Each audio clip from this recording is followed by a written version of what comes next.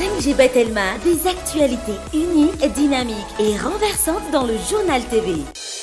Université PEF, parcours études et formation, département formation en ligne. Université PEF, Malouchaoano ni Fampalalambaovao. Université PEF, l'excellence à portée de main.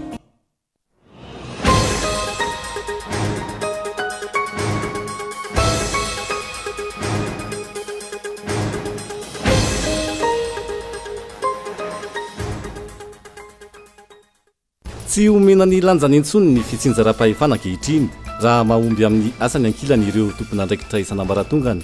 Ny firenena sy ny vahoaka manontolo no hiara higoka ny tombony anatin'izay. Olona 7 no nogadraina taorian'ny fahavakisan'ny kariera Anavato iray tany amin'ny commune Ambalarombo, distrikan'ny Bealanana. Manam-pahefana eny fotony izay tsy manana fahazon-dalana no nitrandraka ka gadrainy ireo manohitra sy miara-mitrandraka aminy, hoy ny solombavambahoaka. Trangana fanoloanana miisa 12 no niakatra teo anivon'ny fitsarana maratonga voalohany tao Mananjary nandritra ny volana Janoary. Zazavavy 3 hatramin'ny 12 taona no lasibatra. Miparitaka aty Afrika sy ireo nosy rahavavy ny valanaretina kolera amin'izao fotoana. Na tsy mbola ahitana tranga aza eto Madagasikara, tokony ho mailo hatrany ny tsirairay, hoy ny mpitsabo amin'ny alalan'ny fitandronan'ny fahadiovana. Any ivelany, niroso tamin'ny fandiniana ilay tolo-dalàna mahabe resaka mahakasika ny fanemorana ny fifidianana filoham-pirenena any Senegal na ny solombavambahoaka. Mafana ny ady hevitra ho an'ireo parlementera noho ny latsabato izay hihemitra hatrany amin'ny enim-bolana ary ho avy hatrany ary ny andinindinindreo.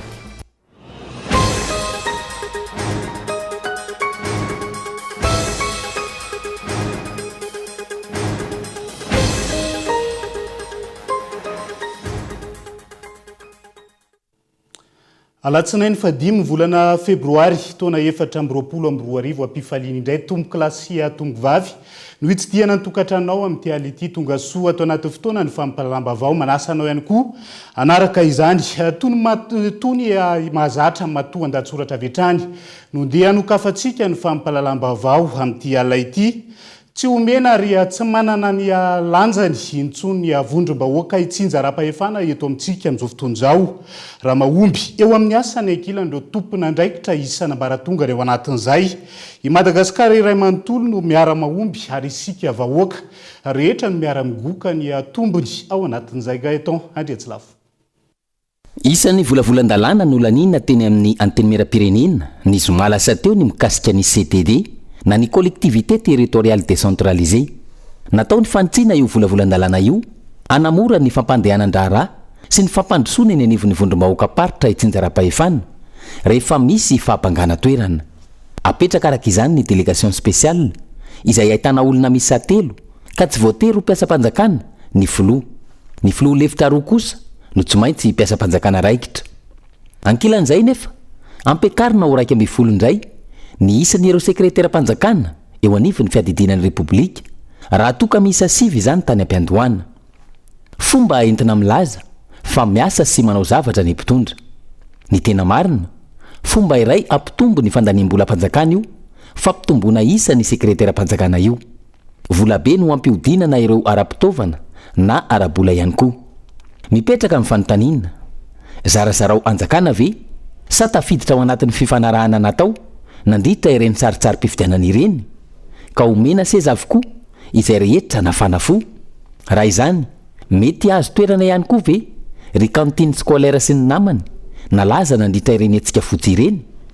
Fanampin'izay film efa nandeha izany hoy ny fomba fiteny satria ny taona 2024 raha tsy hivina na ena ny isan'ny ministera no ny fidirana tamin'ilay antsoina hoe politika ny fitsitsiana. Tsy niandry ela kory anefa fa fotoana vitsy taorin'izay dia nampiana indray ny isan'ny ministera. Nolazaina ihany koa fa hofanana ny antenimieran-doholona satria mandany vola. Ny arahana nahita tokoa satria 17 ny loholona teo aloha dia nahena ho 12 izany. Saingy tena izay tokoa ve no mitranga amin'izao taona 2024 izao. Ny hita sy ny tsikaritra tsy omena ary tsy manana ny lanjany intsony ny vondrom-bahoaka hitsinjaram-pahefana satria na ny hetra sy ny vola tokony hositrahan'ny commune aza ahafana manangana fotodrafitrasa fampandrosoana eny fotony raofy ny fanjakana amin'ny fomba mihaja. Efa maro ny commune velotaraina vokatra izany indrindra mialohan'ny ferosoana tamin'ny fifidianana natao amboletitra farany teo iny. Raha toa ka 8 netra tambatra na ny impôt synthétique no miverina amin'ny commune ary 20 ny an'ny faritra, lasa ny 9 zany amin'izao fotoana ary misy ny elatsaka izay. Fanampin'izay nefa tsy misy intsony ny faritany omena ilay 20 anjarany. Aiza ho aiza no ahafahan'ny commune tsirairay avy mandroso amin'izany? Inona no ahafahan'ireo commune mihetsika na dia hanamboatra sy hanotototra ireo lalana mampitohy ireo fokotany ao aminy fotsiny ihany aza? Very lavitra ny fitendram-pahefana tiana apetraka raha ny zava-misy ankehitriny no jerena. Raha tsorina, ny fitsinjaram-pahefana dia fotom-pisainana sy fomba fiasa manova zavatra rehetra. Na ny ben'ny tanàna, na ny lehiben'ny faritra, na tale, na ny ministra dia tokony omena ny andraikitra tandrefy azy avy ary avela malalaka hanao ny asany fa tsy misy sakantsakana.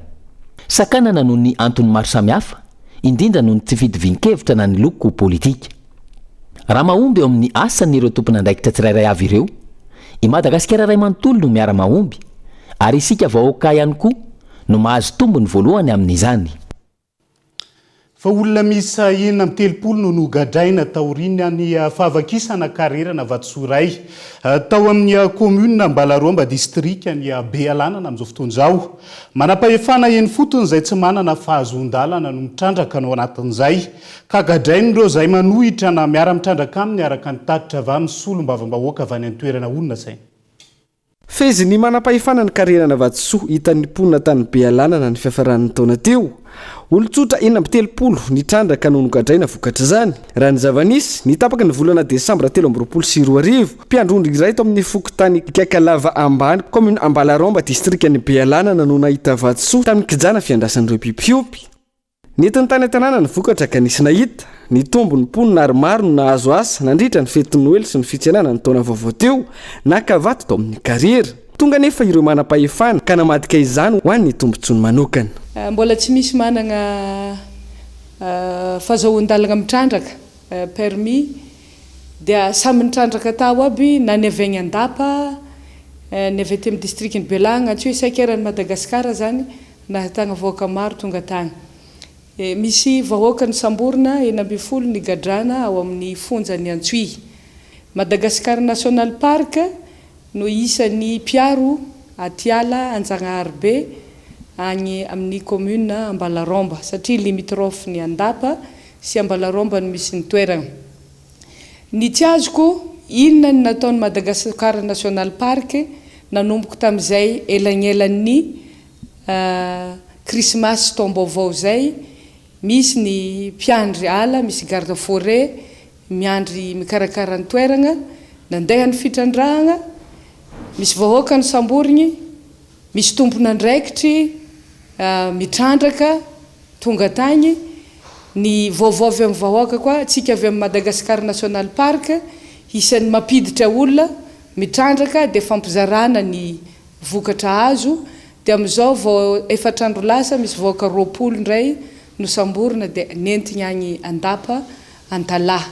Miantony ministera tompon'andraikitra ity solombavam-bahoaka ity andray fepetra manoloana ny endrika fanapahefana sy fanaovana tantely afa-drakotra ny harem-pirenena izay ataondreo manapahefana eny fotony. Ny tsara ho fantatra raha ny compétence territoriale dia tokony ho vahoakan'ny Ambatoriha, vahoakan'ny Ankastokagna, Mbodedabo, Ambalaromba zay makagny zany, dia ny gendarme ny Marotolagna district ny Belanga ny tokony miandraikitra an'izay, fa ny vahoakan'ny Belanga dia nentigny agny amin'ny district ny Andapa agny amin'ny fonjan'ny Antalaha. Ka mahasolombavam-bahoaka zaho zany no tenenako eto ny angatahako hanaovana fagnadiadiagna amin'io fitrandrahana zay natao ao amin'ny commune Ambalaromba. Tsy ny vahoaka madiniky zay heverigny hoe tsy tegna mahafantatra ny fitrandrahana ihany no samborigny fa izay nitrandraka tao tokony homeloko amin'izany dia tokony handraisan'ny fanjakagna fanapahan-kevitra. Fa sahiragna ny vahoaka indrindra agny amin'ny district ny Bealagnana, commune Ambalaromba zay toeragna nisy lavanila nefa ny vokatra lavanila efa tsy lafo tsony amin'izao dia angatahako amin'ny mahasolombavam-bahoaka zaho zany mba avela malalaka ny vahoaka mba hitrandraka mba hampisy fidiram-bola amin'ireo vahoaka madinika nefa raha iroso amin'ny fanakanana ny fanjakana noho ny fiarovana ny atiala tokony ho ampitoviana ny fanapahan-kevitra fandraisana ndraikitra resina amin'ny rehetrarehetra na iza tonga mitrandraka any Antsahabe Ambalaromba. Raha tsy misy ny fandraisana ndraikitra etitra ahina ny fitohizan'ny fanagadrany ireo olon-tsotra ataon'ny tompona ndraikitra ny fotony raha ny fanazavana hatrany nona ny vahoaka noho ny tsy visian'ny asa nambolona vanilina io tsy misy mpividy io ka zara aza misy asa noho izao iarany tsindra azo lena sy fanaparapahefana izao indray mitaky ny amoahana ireo olona ena ambitelopolo nogadraina ny solombavam-bahoaka sy ny mponina ny be alanana fa ihany koa ny tsy hanaovana tombo sy ala amin'ny fampiarana ny lalàna.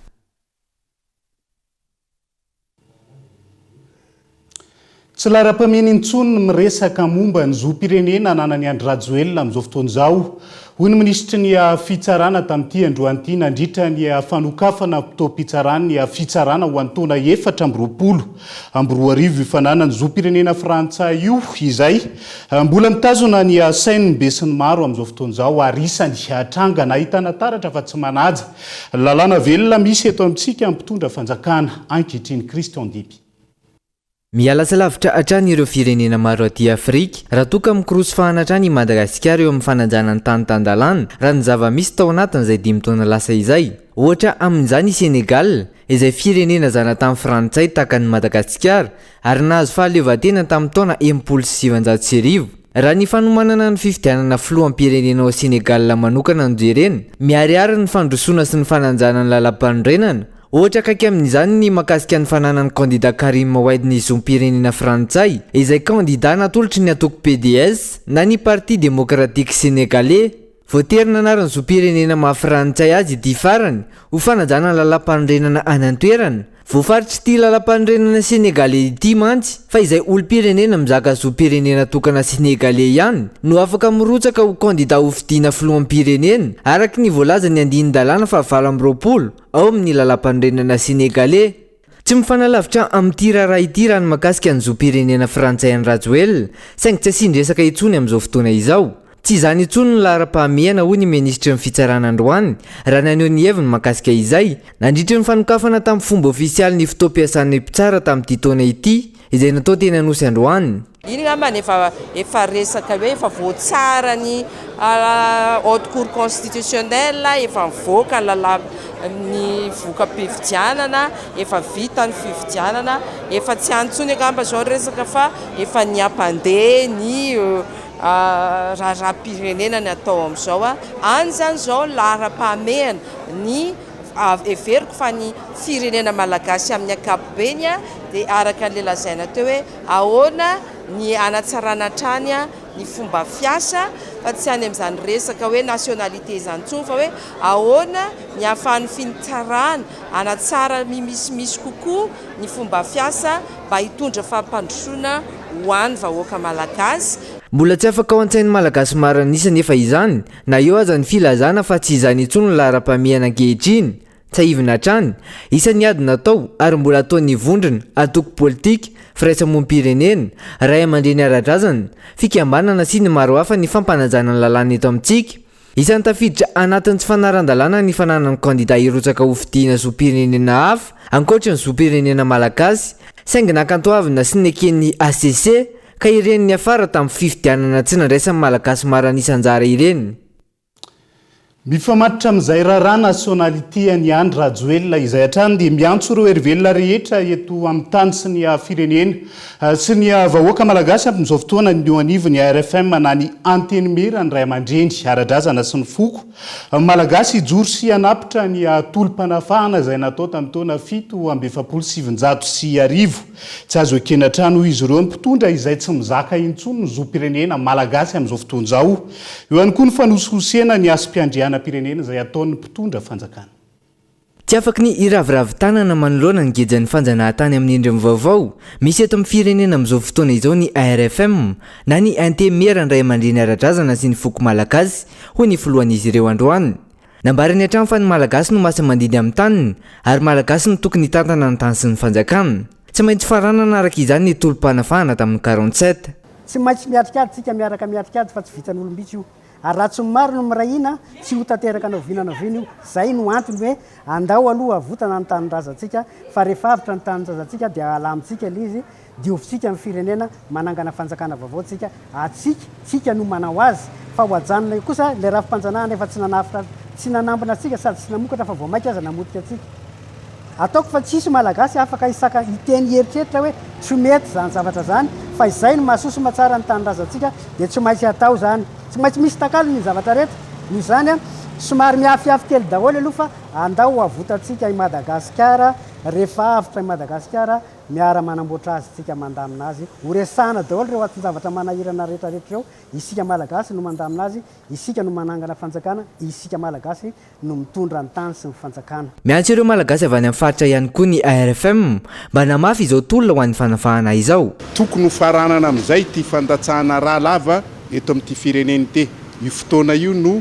fotoana heverinay fa mahamety ary mahatsara zay fanombohana zay ka ajanona antsika hatreo ny famonon'olona ny fandatsahana ain'olona amin'ny resaka tolona ho an'ity fireneny te ka dia miantso antsika zanaka ny faritany rehetrarehetra zay mahatsapa fa zanaka ty fireneny tya ary tena malagasy marina na avezy izy na avezy amin'ny fehiviny dia asainay ho tonga amin'ito fotoana io amin'ny alarobia 7 febroary zao manomboka amin'ny 6 vora itsika tsy anakorotana itsika tsy tarikady fa ivory ampilamina antsika ifandinika ny amin'ny tokony ho atao mikasika nyity firenena tya eo amin'ny toerana zay anadiovana ny firenetsika isaraka izany etsika fahobe izay ho totosany RFM etsy Antaninarenina amin'ny alarobia fa 7 ny volana febroary ho avy izao etsika izay tafiditra ao anatin'ny famaranana ny tolom-panafahana tamin'ny 47 fa eo ihany koa ny hamerenana ny asim-piandrianam-pirenena mbola mitohatra ty amin'ny taona 420 araka zany ny tolom-panafahana ny taona 770 andreto raha aman-dreny ara-drazana ireto fatrangana fanolanana miisa 12 ny akatra teo anivony fitsarana mbaratonga voalohany tao mananjary nandritra ny volana janoary lasa teo zazavavy 3 hatramin'ny 9 taona no isan'ny lasibatra ao anatin'izay raha ny tatitra moa zany voaray avy any raha hoan'ny faritra vadivavy manokana nomboka nyity fiandohany ny taona ity mandringa ny fampiarana sazy enjana raisina ao anatin'izay raha toka tsy miaraka amin'ny resaka fisorohana sy ny fanabeazana ora-pisehatra isan'ny tokony nanaovany mpanao gazety fanadihadiana tamin'ity androanyity honina saina ny voalohany dia tranganyseho tany Mahatsara Sud fokotany Andranomainty dia zaza 13 taona no voolana tamin'ny fotoana io ny faharoa dia trangany ny seho tao amin'ny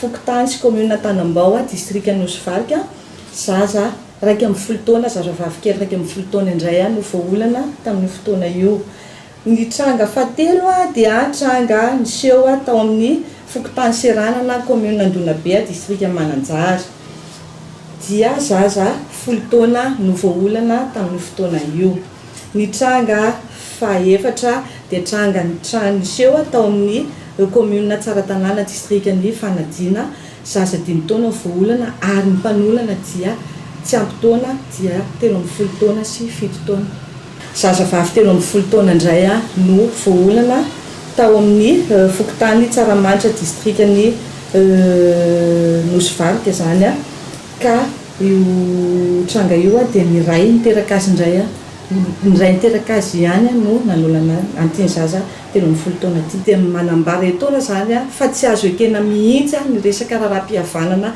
amina tranga mikasika na fanolanana santionany tamin'ireo trangana fanolanana nisy ato amin'ny faritra vadivavy ihany ireo nandritra ny volana janoary teo zazavavy kely 3 taona no zandriny indrindra raha 12 taona no zokony indrindra ary nisy tamin'ireo mpanolana ihany koa no tsy ampy taona raha ny fampitambo vaovao avy amin'ny fitsarana mbaratonga voalohany ao Mananjary manomboka samy torika mikasika ity trangana fanolanana ity indrindra ireo reniny zaza voaolana nandritra ny volana janoary teo raha ny fanazavana hatrany ny raharaha fanolanana izay voatsela izay no lany tena nivony antenimera-pirenena ny lalàna manamafy ny sazy ho an'ireo izay tratra manolana ary isan'ny nisongadina tamin'izany ny fanaovana ny castration izay misy karazany roa ny castration chimique sy ny castration chirurgicale miankina amin'ny vesatra hampanganany voasazy no anaovan'ireo raha iverenana saminy aika ireo solombavim-bahoaka fa ilaina ny fanamafisana ny sazy saingy lafin-javatra maro no mila jerena manoloana io resaka castration io satria fanamelomana ho faty ity ataontsika ity fa saingy tsy le zavatra be lehibe no maty fa raha isanjato fotsiny any dia mba fatafidifiditra ve ny fitsonjovana n'ireo dokotera izay hanameloka ho faty ny ampahampiainanay lehilahy ny antony tsotra be hiteraka vazanse lalina amin'ilay dokotera natanteraka n'ity zavatra ity io a kanefa sao koa tsika dia enjehan zao tontolo zao satria jereo tsara raha miditra aminay tedana droit comparé tsika fa raha resaka castration chimique zany a ilana consentement an'ilay personne concerné itsika rery ve zany no andeha rery ao anatin'ilay application an'izay zavatra zay tsy fantatro azo atao moa zany fa mieritreritra hoe tsara ihany angamba mijery zavatra be dehibe fahitako azy a ao amin'le politique pénale mihitsy eto Madagasikara no tokony avozona sy amboarina ity resaka violina ty tompoko na ataontsika fotsiny hoe resaka excitation na débauche io tsy afaka eto Madagasikara tanke tsy voatohatritsika io resaka drogue io tena manosika amin'ny resaka violina io eto fa nisy kely ve benchmarking nataontsika par rapport amin'ny d'autres pays satria zava-dehibe loatra ny zavatra ataontsika mba tokony jerevantsika ihany any Rwanda amin'ireo pays fa mandroso amin'ireo pays ihany koa mitovy amintsika amin'izao fotoana izao hoe aiza ho aiza satria zava-dehibe io a mi anao castration tsika anao an'izao tsika tsy kely ny any zavatra mafimafy zany ndraisan'ny solombavim-bahoaka rehetra teto ny amin'ny tokony anamafisana ny lafin'ny fanabeazana iadina amin'ity trangana fanolanana ity tokony ampitomboana ny ora anaovana ny éducation civique ary avaozana sy jeren'ny ministera-pia ihany koa ny fandaharana ho ampianarana mba hifanaraka amin'ny filan'ny fiarahamonina sy ny filan'ny firenena fa ihany koa anaraka ny fivoarana ho ireo mpampianatra mpanabe raha tiana ny anafoana na hoe anenana io a dia aty amin'ny fanabeazana zany dia efa alefa tsy kelikely a zay zavatra zay ka tokony ampidirana mihitsy a amin'ny fandaharam-pianarany mpianatra zany a ny mikasika an'izay efa misy ihany fa ohatrany manjavozavo le izy a ka tokony io zany no tokony jerena akaiky misy ohatra hoe ny fanabeazana olo-pirenena avanina dia ny fahita ohatra dia ny fifidianana ny mikasika ny environnement fa kosa tokony hiditra lalilala hoe tena le fiainan'ny firenena ray manontolo mihitsy zany le éducation civique zany a tena jerena amin'ny atsipriany mba hazahoana n'ilay hoe olo-pirenena vanina sy mamokatra mo koa le fanabeazana tsy hoe ny aty an-dakilasy irery andry fa hatrany amin'ny tokantrano tsirairay avy a miainga eo amin'ny ray aman-dreny ndraindray adinodino mampatsiahy ny ankizy na tsy lasa fotsiny aho ohatra hoe ny fomba fitafiny zanatsika mivoaka ny trano eo ihany koa ohatra hoe rehefa mba misy fihetsiky ny zanakitsika ny zanakalana ny manodidina azy a hita hoe somary hafahafa dia tsara ny manipitsipidieny mbola kely tiany mbola eo anivony tokantrano ny ankizy a ny fanabeazana izay somary adinony akamaroany ny isa-tokantrano zay zavatra zay a noho ny fitadiavana noho ny enjikenzika indrindra eto andrenivohitra isika no resahantsika moa zany eto andrenivohitra ora no enjehany tokony niroso tamin'ny fikaonandoha ny fanjakana mialohany andraisana fanapa-kevitra hoy ny hery-velona isa-tokony fa tsy izay tian'olo tokana no atao ady ara-manana ny ady amin'ny fanolarana ka tokony noraisina ny hevitry ny rehetra araka ilay fomba fiteny ny hevitry ny maro matakadavitra dia izay ihany koa no hoentsika miseny vetivety ao anaty adoka fo ireo fa avy eo no anarahantsika ny resaka kolera izay miparitaka aty Afrika sy ao amin'ireo nosy rahavavy sy ny fepetra tokony ho raisiny Madagasikara manoloana an'izay eo ihany koa mahakasika an'ireo firenendehibe efatra mahalino ireo tanora te-handrato fianarana ny ampita-ndranomasina moa zany ampahany amin'ny fanadiadiana sy vaovao misongadina mbola hoentina aminao rehefa avy eo mandrapitafa vetivety ary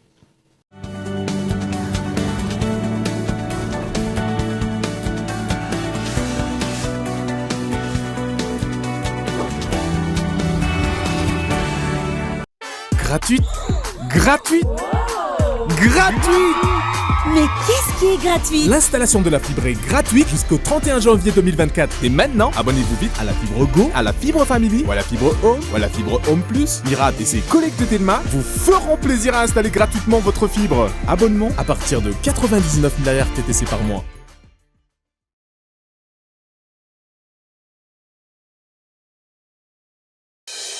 Université PEF. Parcours études et formations. Département formation en ligne. Étudiez en toute liberté où que vous soyez. Rejoignez notre programme de formation 100% en ligne pour décrocher des diplômes habilités par l'État, licence et master. Regroupement en ligne avec interaction. Cursus adapté à la situation des travailleurs en quête de promotion professionnelle ou de reclassement au niveau de la fonction publique. Équipe pédagogique dynamique pour assurer les mentions de votre choix. Informatique. Option administration réseau, génie logiciel et base de données. Management et administration des affaires. Option finance et comptabilité. Entrepreneuriat. Droit, diplomatie et relations internationales. Option droit public, droit privé, diplomatie et relations internationales. Rejoignez notre programme de formation 100% en ligne. Université PEF. L'excellence à portée de main. Contact 038 45 085 85 020 85 085 85.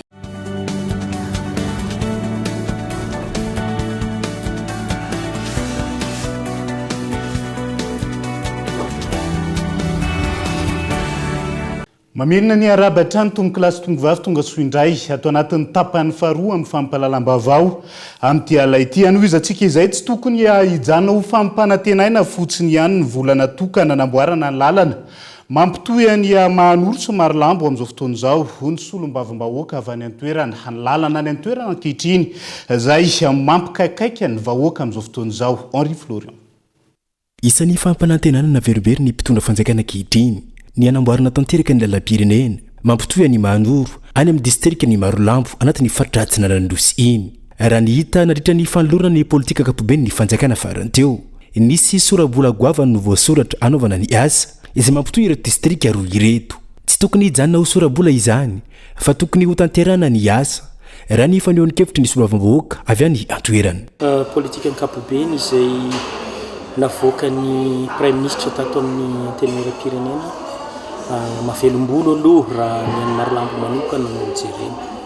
Navelombolo satria mba nahitana sorabola 7 miliara ariary ao izay ho an'ny tokana ho an'ny fanamboaran-dalana ka tafiditra anatiny ny RNT 23 manoro Marolambo ary misy Marolambo Antany Fotsy. Ny antenaina dia hoe tsy hijanona ho soratra fotsiny fa hisy ny fanatanterahana izay raha teo koa moa ny ilanan'ny ministra ko manainga sahady ny ministry ny travaux publics mba hijery sy fampiresaka mandrakariva ny amin'ny afahana manatanteraka nyreny programa efa voasoratra reny. Le izy manko rehefa voasoratra ohatr'izao ka tsy vita dia lasa mahazo tsiny ireo nanoratra na ny mpitarika. Raha ny faratsiany lalana amin'izao fotoana izao ao anatin'ny iray andro mahery no anaovany ny lalana mirefy 300 kilometatra. Tokony ho jerena akaiky ihany koa ny fenitra takina amin'ny fanamboaran-dalana mba hampateza azy raha ny fanazavana trano. Ny fanamboaran-dalana ho an'ny Marolambo manokana ny resako angamba manoro Marolambo vonanomboka izy io dia 1 million d'ariary izay nampimenimena na hoe izy ty zay fanadalana sa tena ho atao namaly ny ministre ny travaux tamin'izany fa raha tsy misoratra ao anatin'ny fandanimbolam-panjakana le izy dia sarotra be ny amorona fa inscription budgétaire aloha ny important indrindra fa raha tsy inscrit izy dia anomorona vaovao indray ianao ka rehefa mba inscrit izy dia moramora kokoa no miady azy hoe atomboy amin'izay ary eo ny ilana fifanampiana amin'ny vahoaka tsy ankanavaka ny araka hitabataba ny marary antsika ary tsy hitabataba fotsiny fa mba mifampiantso rehefa misy zavatra marary ilampiana kosa zay satria misy vola fanampiny tia tokony toizana ny resaka canalisation mba amboarina tsara ny resaka clotage sy ny sisa ary ararotina fijeriko amin'ny maha anesthésiste dia tsotra be ny resahana azy mampiditra fanafody amin'ny fotoana tsy ilana azy tsony fa hatomboka tsara eo amin'ny maintany ny fanamboaran-dalana. Izao zany ny ministera rehetra dia tokony hijery hoe oviana ny maina ny tany ka tokony asa manomboka ny ihany fa tsy hoe any vao milancer appel d'offre. Raha ny hita saika ny lalam-pirenena rehetra manerina ny nosy no ahitana fahasimana goavana amin'izao fotoana izao izay tsy hita mazava ny politika ny fanjakana amin'ny fanarenana azy ireny. Ny lalana izay isan'ny lalandra mampiodina ny toekarena amin'ny faritra maro manerina ny nosy. Antsony solombavambahoaka voafidy tao amin'ny distrika ny Marilambo manokana ireny fa raha iverina eto Andrenivohitra isika. Mampitaraina ireo mpamily ihany koa ny fahasimbandalana indrindra anatin'izao fotoa ampahavaratra. Isan'ny antony fampitihan'ny lalana io ny fanoliana andraikitra eo amin'ny ministera sy ny commune ao anatin'izay fanatanterahana ny azera ny fanadihadiana ny arahany agence capsule sy ny TVFM tamina olom-pirenena mihoatra ny 20 taona. Fitinokolona. Tsy lavorary ny lalana eto Madagasikara. Anton'izany ny fifaniliana andraikitra eo amin'ny commune sy ministera. Raha ny faneho-kevitry ny 3.300 olom-pirenena nanaovan'ny agence capsule fanadihadiana. Raha ny fanazavana tamin'ireo mpampiasa lalana hatrany. Noho ny vahaolana vonjimaika sy vonjitavanandro ihany no antony mahasimba vetivety ny lalana eto Andrenivohitra. Ny kalitaon'ireo lalana ireo izay tsy manaraka ny fenitra araka ny tokony ho izy. Fahitako anazy zao misy faritra efa hita hoe io lalana io zao efa misy rano foana dia tsisy vahaolana maharitra fa mbola atao goudron efa izy zany tokony atao pavé. Zay mihitsy le izy miverimerina foana le fahavoazan'le lalana. Dia anankiray koa raha mbola lavaka kely zao le izy misy voa kely dia tsy tonga dia ararotina amboarina amin'io fa efa endasana efa fahavoazana lehibe. Tokony tena metraka hoe vola tokana ho an'ny lalana mihitsy ny fanjakana sy ny commune hoe ty tena tokana ho an'ny lalana. Tsy haiko le fandehan'le resaka fer moa hatramin'izao. Fa iny zany ny tena tokony hoe atokana ho an'ny lalana dia mba araha maso mihitsy le fahavoazan'ny lalana dia isaka misy simba le izy dia tonga dia amboarina. Le kaliton le lalana mihitsy ny efa ratsy. Fa olana ve? Sa atao tsara fotsiny ny kaliton le lalana dia milamina le lalana fa ohatrany efa ratsiratsy daholo zao tsy andota-pena aketo zao ny tena efa ratsy amin'izao. Ka le kaliton mihitsy zany no mahatonga anazy le hoe vao heritaona dia simba le amin'le efa ratsy ny kaliton le lalana mampamora simba le izy. Miteraka fatiantoka ho an'ireo mpampiasa lalana ny faratsiny lalana eto Andrenivohitra. Tokony hojerena akaiky ny fomba fanamboarana sy fanaramaso ireo lalana ireo ho iatrany fanazavana. Ny fahitana ny lalana aloha zany dia somary tena raha mandeha zao ianao dia zordira raha manampana ny lalana. Tena hoe tsisy mpanjoka intsony, tena hoe sahirana amin'ny embouteillage zany tena hita hoe sahirana mihitsy. Zordira manakana lalana, ny arabe koa fa betsaka amin'le sady amin'le misy alefa varatra mantsy dia potika ery misy vakivaky be daholo dia tena hoe mijaly mihitsy zany amin'le resaka lalana. Tamin'ny GDSIL zao nambarina ny lalana dia le izy ve tsy haiko hoe le zavatra hanaovany zareo anazy no tsy anina fa ohatrany hoe iny le efa nambarina iny ihany ny ohatrany simba avy eo.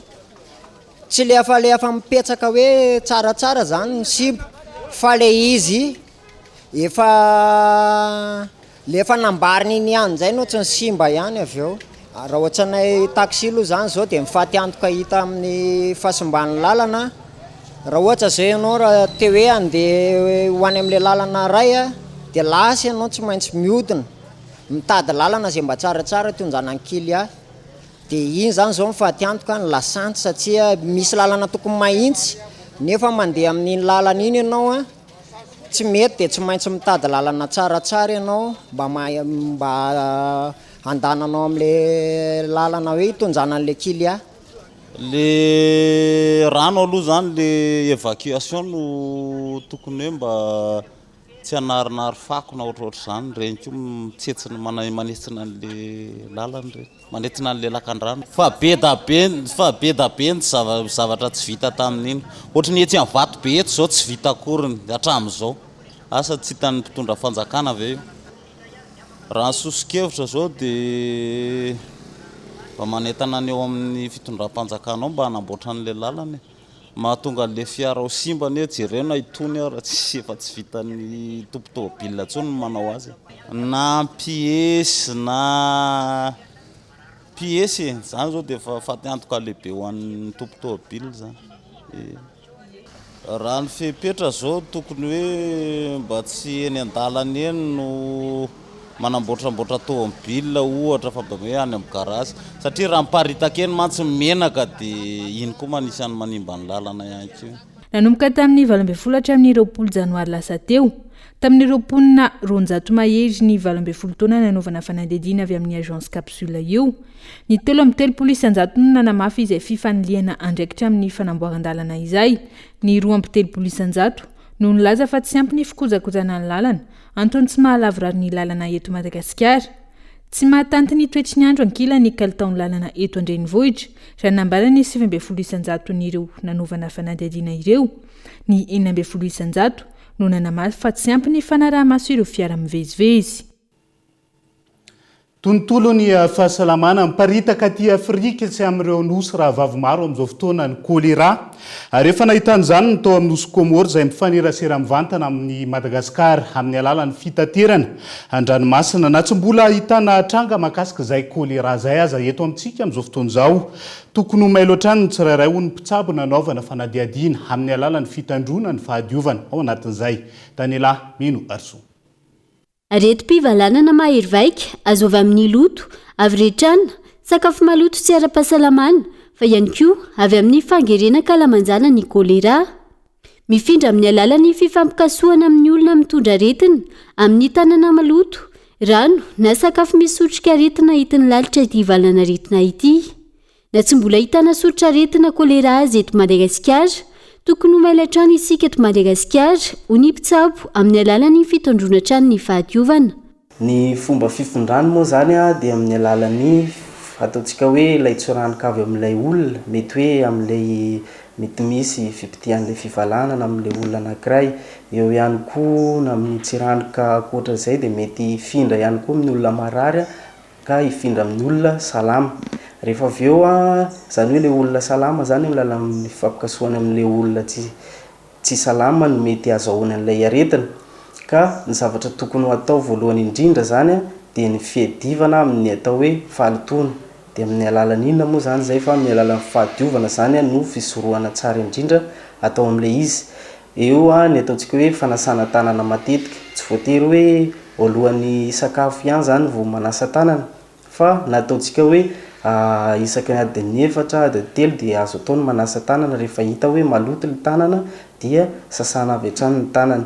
Eo ihany koa ny amin'ny resaka sakafo, ny resaka sakafo manta, zany hoe ny zavatra hohanina manta zany dia mila diovina tsara, ny voankazo sy ny sisa dia mila diovina tsara ihany koa satria amin'ny alalan'ireny ihany koa dia mety hifindrany izay aretina izay ihany koa. Ka izay ny antony mahatonga ny hoe mila sasana avokoa zany ny zavatra rehetra izay tokony ho ampidirina amin'ny vava. Ary ny tena zava-dehibe ihany koa zany manoloana ny aretina kolera io dia ny ataontsika hoe fananana WC, zany hoe fananana ny kabone. Mila tokony manana kabone zany ny tokantrano tsirairay fa tsy tokony manao maloto eny amin'ny rehetrarehetra eny. Tsehivina, isan'ny valana aretina mety ahafaty haingana ny valana aretina kolera raha tsy voatsabo anatin'ny fotoana fohy io hatrany ny mpitsabo. Tokony anatina mpitsabo haingana araka izany ireo olona maneho ireto trangana aretina manaraka ireto ho hatrany ny fanazavana. Ny tsara aloha zany raha vao sanatria misy fambara hoe mivalana ilay olona, mety miakatra ny température na ny hafanana ary ny fivalanana amin'izay fotoana izay dia fivalanana be da be mihitsy ary mety toy ny lokon'ny ranombary ireny ny poziny, zany hoe somary fotsifotsy ilay fivalanana. Ka raha vao mihitahita tranga zany tsika dia ny tsara avy hatrany dia manatina tobim-pahasalamana satria eny anivon'ny tobim-pahasalamana rery ihany no ahafahana ataontsika hoe mitsabo an'izay aretina kolera zay. Ary ny aretina kolera zany raha ataontsika hoe tsy voatsabo, tsy mahazo fitsaboana ilay olona dia mahafaty haingana. Ao anatin'ny ray andro ho andro dia mety efa ho faty ilay olona satria ho very rano betsaka ilay olona. Ka noho izany dia mifanantonana hopitaly eny amin'ny toeram-pitsaboana akaiky anao zany no zavatra tokony atao voalohany indrindra mahakasika an'izay. Ary ny fitsaboana rehefa tonga amin'ny ataontsika hoe eny amin'ny toeram-pitsaboana ilay marary dia azo atao tsara ny manasitrana tanteraka n'izany ataontsika hoe valana aretina kolera izany. Raha ny tatry ny direction régionale de la santé d'Anjouane ao anatin'ny départementan'ny Komoro ny 2 febroary lasa teo, misy 5,995 alina ireo vao marina fa voan'ilay valana aretina kolera tao RD Congo ny volana janoary 2022 lasa teo raha natratra 700 kosa ireo namony ainy. Misy aroa ny volana aprily 2022 nitrangana kolera tao Eswatini ary tsy nisy ny iainana fohy. Tao Malawi misy 9,9 ala ireo trangana kolera hita tao an-toerana ny volana janoary 2022 ary misy 1,77 ireo namony ainy. Ny volana janoary 2022 izay hatrany misy 5,7 ala ireo trangana kolera hita tao Mozambika ary misy 7,20 ireo namony ainy tao an-toerana. Tao Afrika Atsimo misy 7,70 ireo trangana kolera, 7,70 ireo namony ainy. Tao Tanzania misy 3,50 ireo tranga hita, 20 ireo namony ainy. Tao Zambia misy 2,74 alina ireo vao marina fa voan'ilay valana retina kolera tao an-toerana, raha misy 2,9 kosa ireo namony ainy. Ary farany tao Zimbabwe misy 7,74 alina ireo trangana kolera hita tao an-toerana ary misy 5,70 ireo vao marina fa namony ainy raha ny hita tratrany. Vaovao ny tontolo iainana vetivety zava-dehibe ary mandray anjara mivantana amin'ny fiarovana ny zava-mananaina eto Madagasikara ny olom-pirenena tsiraray sy ny olom-pirenena maneran-tany moa zany ao anatin'izay fiarovana ny zava-mananaina izay. Ilaina araka izany fampahafantarana ny sandan'izay zava-mananaina izay ahafahana miaro azy ireo. Tafiditra ao anatin'izay fiarovana izay ny fifaninanana sary anehoana ny fifandraisan'ny olombelona sy ny zava-mananaina. Ny antsony ireo tanora malagasy niaraka ny tetikasa varona fitianokolo. Maro amin'ireo karazana zava-mananaina no tsy mbola fantatry ny malagasy ny fisiny sy ny lanjany. Vokany, aina ho tandindomindozany ny karazana zava-mananaina ireo raha toa ka tsy misy fepetra mifanaraka amin'izany. Mandray anjara feno amin'ny fiarovana ny zava-mananaina na an-dranomasina na an-tanety olom-pirenena, tsy afa-misaraka ary mifameno hatrany ny ron-tonta. Et l'objectif du thème qui était l'humain au cœur de la biodiversité. Tanjony hetsika ny fampahafantarana fa mandray anjara mivantana amin'ny natiora ny olombelona, manana anjara asa sy andraikitra manoloana izany olom-pirenena amin'ny fiarovana azy satria mifampiankina izy ireo. Hitanareo tsara amin'ny tsary fa miantoka tanteraka amin'ny fiveloman'ny ny zavaboary sasany. Rehefa miresaka izay zava-mananaina izay isika, tsaroana matetika ny fauna sy ny fleur sy arena voajanahary samihafa. Tsy vita mamelona ihany nefa fa mifampiankina ny rotonta toy ny mangrove. Raha simbaina amin'ny mangrove dia tsy misy intsony ny miaro ny tondran-drano sy ny rivo-doza. Eto dia hita mazava fa mila zava-mananaina ny mponina. On se rend compte que les populations savent qu'elles ont besoin de la nature. Isan'ny antitra ny tena hatrany ny fiarovana ny tontolo iainana. Saingy fahaizana sy fahalalana feno ahafahana miaro ireo zava-mananaina eto amintsika ireo tsy ampy raha ny faneho-kevitra ny tanora nandray anjara tamin'ny hetsika hiarovana ny tontolo iainana ireo. Raha fahitako aloha raha ohatra hoe hitondra hetsika namafisana kokoa ny fiarovana tontolo iainana, tsara no mampiasa olona tena manana n'ilay fahaizana mahakasika ny tontolo iainana aloha voalohany indrindra, ahafahany mahita hoe aiza ho aiza no sehatra hietsehana voalohany. Raha ohatra tsika mijery mantsiny amin'ilay sary, zareo mbola tanora fa mety hoe fitiavana no mitondra anazy aloha voalohany indrindra an'ilay toerana sy ilay tanàna. Fa raha ohatra ka misy olona manana izay fitiavana izay miampy fahaizana momba ny fikajiana ny tontolo iainana dia mbola tsara kokoa ny fandraisana ny tanana ny fiarovana izay tontolo iainana izay. Ho fanomezana vana ny fampahafantarana ireo karazana zava-mananaina eto Madagasikara. Tanora sy mpikaroka miisa 4 no naneho tamin'ny alalan'ny sary ny zavaboary mampiavaka ny Madagasikara. Fifaninanana sary izay niarahana tamin'ny tetikasa varona entina anehoana ny fifandraisan'ny olombelona sy ny zava-mananaina eto Madagasikara. Tontolon'ny fampianarana no anohizantsika ny fampahalalam-bavao amin'ity ala ity. Firenena 4 lehibe ahitana ny Canada, États-Unis, Allemagne sy Malaisie hatreto ny firenena. Isan'ny mahaliana ireo tanora malagasy no fianarana ny velany raha ny fanazavana nentina tompon'andraikitra iray. Teo anivona ivitoerana mikarakara an'izay fandefasana mpianatra any velan'izay isan'ny anton'izany raha ny fanazavana. Ny fananan'ireo firenena ireo indrindra i Canada rafim-pampianarana izay manome lanja kokoa lafo ny fikarohana.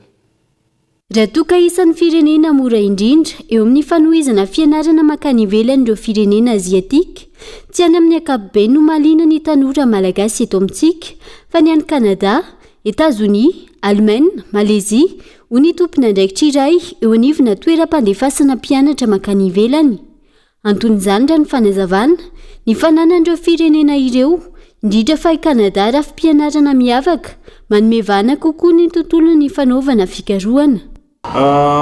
Nisan'ny tena maharisika ny ankizy aloha amin'ny fianarana any Kanada dia le système izay proposé ny Kanada mihitsy.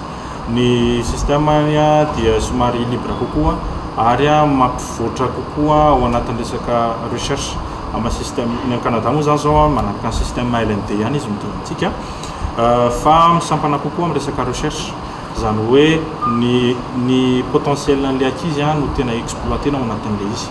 Izay anisan'ny hoe maharisika ny ankizy amin'ny resaka fianarana any Kanada. Ankoatra izay, lim-pivoarana ihany koa ny mpianatra malagasy ary koa maniry ny anana fahaleovantena manokana. Ny antony mahatonga ny ankizy hoe misafidy ny anatra any ivelany dia ny fivoarana voalohany indrindra amin'ny maha olona. Satria raha resahantsika ny resaka filière raha ohatra sika resaka hoe matematika, ny formule matematika ianarantsika eto Madagasikara mitovy amin'ny formule matematika ianarana any ivelany any. Fa ny antony tena mahatonga ny ankizy hoe hianatra any ivelan'izay dia tia hita zava-baovao izy amin'ny fiainana ary ihany koa tia hivoatra izy amin'ny maha olona azy. Zay zany aloha ny tena hoe zavatra hoe hita songadana hatreto mahatonga ny ankizy hoe andrato fianarana any ivelan'izay. Zany hoe ny ankizy zany zao raha eto izy mianatra afaka bac izy ohatra na hoe manana licence izy na manana master dia mbola mipetraka amin'ny ray aman-dreny. Amin'izy mipetraka amin'ny ray aman-dreny zay mbola tsy tena ananany le atao hoe indépendance zay ny lazavana azy. Io indépendance io anefa ny anisan'ny tena mampivoatra ny maha olombelona raha ohatra hoe itsiko ny resaka dia izay fianarana any ivelan'izay ahafahany hoe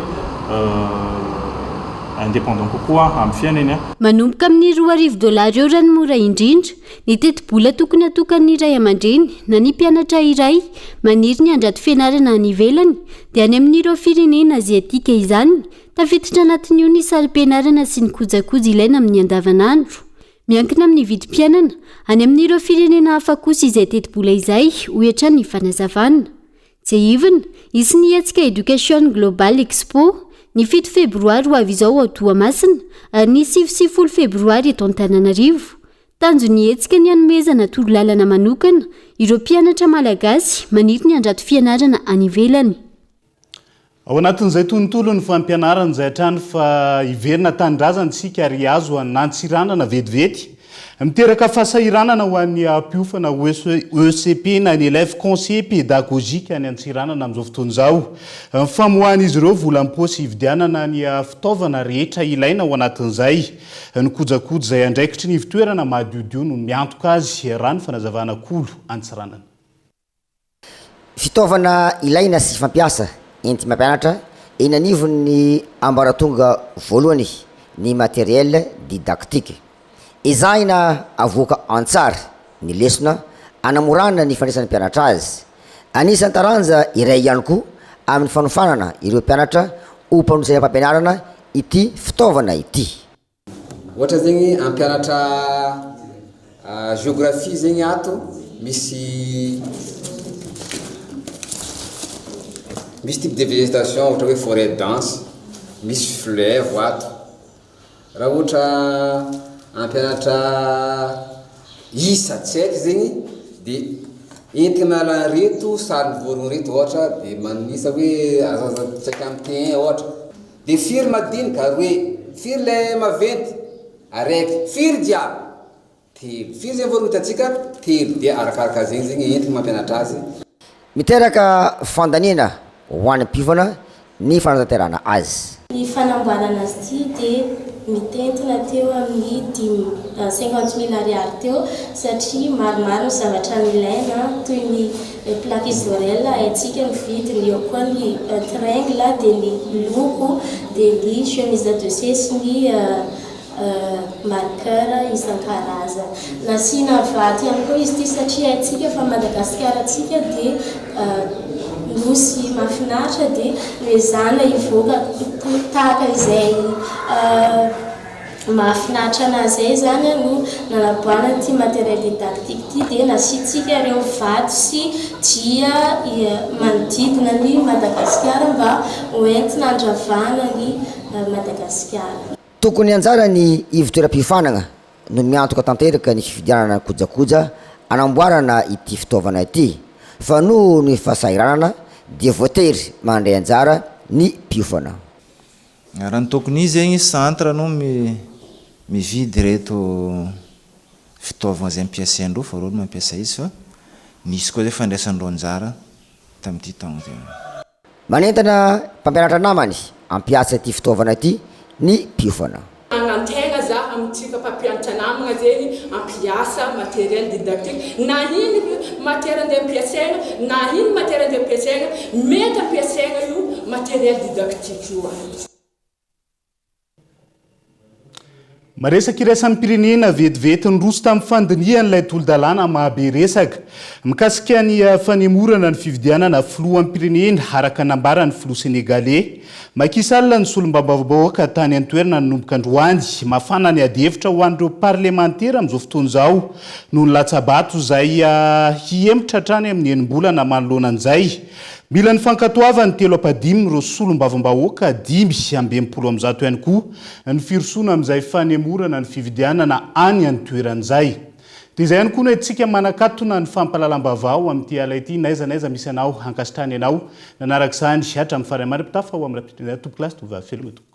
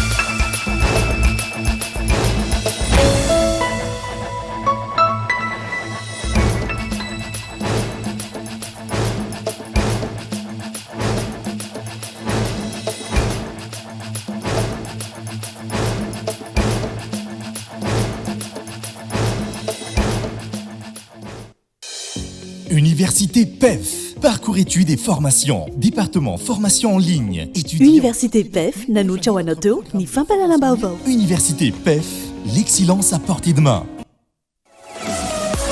5G Batelma, des actualités unies, dynamiques et renversantes dans le journal TV.